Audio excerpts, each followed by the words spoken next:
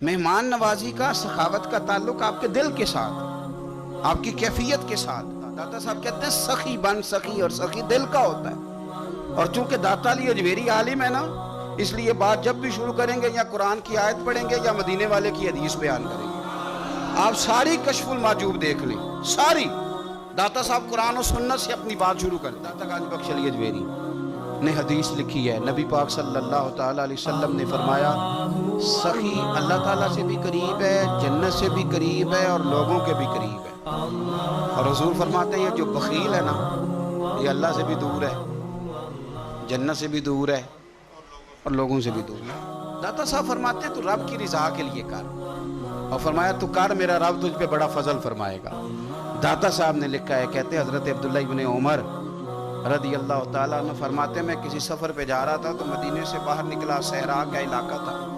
تو داتا صاحب فرماتے ہیں کہ حضرت عبداللہ ابن عمر کہتے ہیں میں نے صحرا میں ایک چرواہا بکریاں چراتے ہوئے دیکھا، بکریاں چرا رہا تھا۔ فرمانے لگے کہ میں نے بھی تھوڑی دیر وہاں رکنا تھا، سستانے کے لیے، آرام کرنے کے لیے، وہاں میں بیٹھ گیا تو میں نے دیکھا کہ ایک کتا کہیں سے بھاگا بھاگا آیا۔ تو چرواہے نے نا اپنا کپڑا کھولا، ٹفن سمجھ لیں کھولا، اور اس میں سے ایک روٹی نکال کے کتے کو ڈالی۔ کتے نے کھائی اور پھر للچائی نظروں سے چرواہے کی طرف دیکھا، اس نے ایک روٹی اور نکال کے ڈال دی۔ کتے نے کھائی تو پھر للچائی نظروں سے دیکھا تو اس نے ایک روٹی اور نکال کے کتے کو دے دی۔ اب کتا سیر ہو کے چلا گیا۔ حضرت عبداللہ ابن عمر رضی اللہ تعالیٰ عنہ فرماتے ہیں میں قریب گیا اور میں نے جا کے اس چرواہے سے پوچھا، غریب آدمی سے، اجرت پہ کسی کی بکریاں چراتا ہے، تیرے پاس کتنی روٹیاں ہیں؟ کہنے لگا 3 ہی تھی۔ اللہ فرماتے ہیں بڑی شدید ضرورت بھی ہو تو پھر بھی اللہ کے بندے دوسروں کو ترجیح دے دیں۔ تو حضرت عبداللہ ابن عمر رضی اللہ تعالیٰ عنہ فرماتے ہیں میں نے اسے کہا کہ تو نے 3 ہی دے دی، اب کیا کرو گے؟ کہنے لگا حضور یہ صحرا ہے، کتے صحرا میں نہیں ہوتے، کتے تو زیادہ تر آبادیوں کے قریب رہتے ہیں، یہاں کتے نہیں پائے جاتے۔ تو یہ مجھے دیکھ کے نا کہ میں بیٹھا ہوا ہوں تو یہ آیا تھا اس امید پر کہ کچھ ملے گا۔ تو حضور وہ بھوکا بھی تھا، میں نے ایک روٹی دی تو پھر لگا بھوکا ہے، دوسری دی تو پھر لگا بھوکا ہے، میں نے تینوں دے دی۔ اس بیچارے کو پتہ نہیں کو دے گا کہ نہیں دے گا، میں تو شام کو گھر جا کے کھا لوں گا، اس لیے میں نے اسے دے دی۔ مالاں والے سخی نہیں ہوندے، سخیاں کول مال نہیں ہوندا، ایتھے اوتھے دوویں جہانی سخی کنگال نہیں ہوندا۔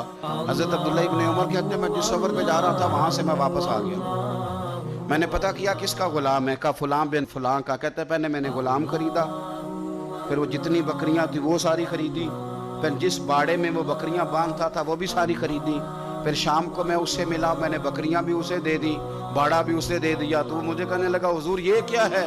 تو میں نے کہا تو نے سخاوت کی تھی نا تو میرے رب نے تجھے انعام عطا فرمایا ہے۔ اور داتا صاحب کہتے ہیں وہ سخی بڑا تھا، جناب نے اسے دیا، اس نے وہ بھی اللہ کے راستے میں خیرات کر دیا۔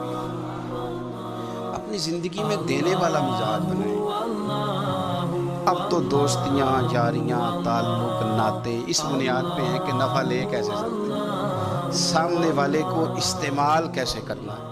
یہ کمزور لوگوں کی علامت، یہ چھوٹے لوگوں کی علامت، بزدلوں کی علامت۔ دلیر لوگ جو ہوتے ہیں وہ نفع لیتے نہیں۔